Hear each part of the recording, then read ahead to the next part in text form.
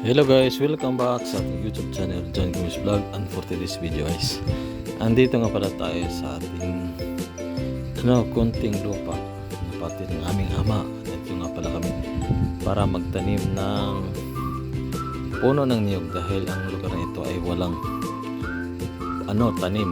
May taniman konti lang, kaya ito nga dito kami. Dinagdagan ko yung dati kong tanim niyog, kaya andito kami magkakapatid at saka naglilinis na kami dahil ito ay medyo mahaba na ang damo dito. Kaya nilinisan muna namin bago namin itanim ang dalawa naming niyog na dala. O nga din pala, balak din ng kapatid ko na babae na magtayo siya ng bahay dito kung siya ay uuwi na dito sa probinsya, dahil sa ngayon sa Batangas siya nakatira at ang kanyang pamilya.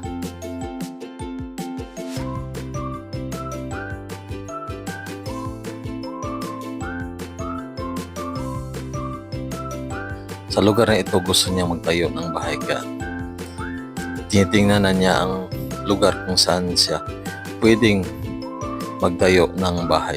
Yung magandang pwesto daw, sabi niya. Ang lugar na ito din pala guys ay pwede rin makatayo ng tatlong bahay, kaya kahit tatlong pamilya pwede dito makatayuan ng kanilang bahay. Sa ngayon guys, ang gagawin muna namin ay linis-linis at magtanim ng niyog. Kaya nga itong kapatid kong pinakapanganay namin, siya naglilinis. At ako yun, at ito na rin ako. Naglinis na rin, tumutulong na rin ako. Ginagamuhan, ang tawag dito? Nilampas ang tawag sa Bisaya. Naglampas kami ng damo. Dahil matataas na nga ang damo. At ito na nga ang kapatid ko ay nagbubutas na siya ng pagtataniman ng niyog. Tama lang naman ang butas dahil hindi naman malalim. Kaya okay lang sa kanya magbutas. At sa gayon din naman, dalawang lang naman niyog, kaya hindi masyado siya nahihirapan. Ako nga ang taga-camera sa kanya dito. Cameraman muna tayo. Kaya ito nga, magbubutas siya. At pagkatapos yan, pwede na niyang itanim ang niyog na dala namin. Tingnan ang paligid guys, di ba ang ganda? Kaya ito, tapos na siya. Ilalagay na niya ang niyog sa butas para itanim. Ayan guys, yan. Nilagyan na niya ng lupa.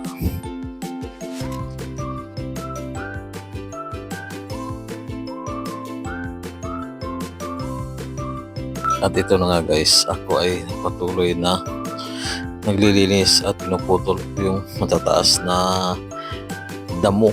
Hindi naman tawag damo dahil yung na yan ay medyo tatangkad talaga siya pag hindi mo pinutol. Kaya pag hindi mo siya putulin, nakakaharang din siya ng bahay. Kaya kailangan siyang putulin para maging malinis ang lugar na ito. Isang taon din kaming hindi nakabalik dito, kaya medyo yung damo ay tataas rin. Ito na nga, medyo mataas na, kaya kailangan ming linisan para maging malinis naman ang lugar na ito. At sa susunod na taon, pagbalik namin, hindi namin alam, baka ganon din naman uli kalaki, kaya maglilinis kami uli sa susunod na taon. So sa ngayon ay andito kami at naglilinis sa lugar na ito.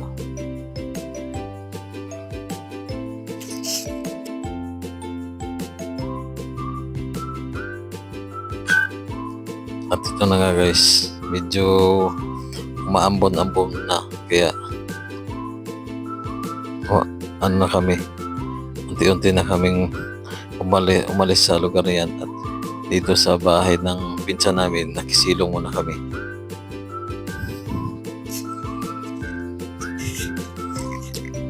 At yan nga, pag ano namin, pagpunta namin sa bahay, akala namin walang tao yung pala, dyan tulog pala si Helen. Kaya pumunta yung kapatid ko sa kabilang bahay. At doon naman nakatira yung anak ng pinsan namin. Pero hindi rin kami natuloy doon dahil bumalik din naman kami doon sa bahay ng isang pinsan namin dahil yun nga, lumabas na rin siya kaya doon na rin kami nakituloy habang ang ulan ay lumalakas. Kaya nga yun, papunta na ako sa bahay na iyan at yan na nga, lumabas na yung pinsan namin, asawa ng pinsan namin, andyan na sa kanyang bahay at kami nakasilong. Hanggang dito na lang ating video guys, at maraming salamat sa panonood ng ating video.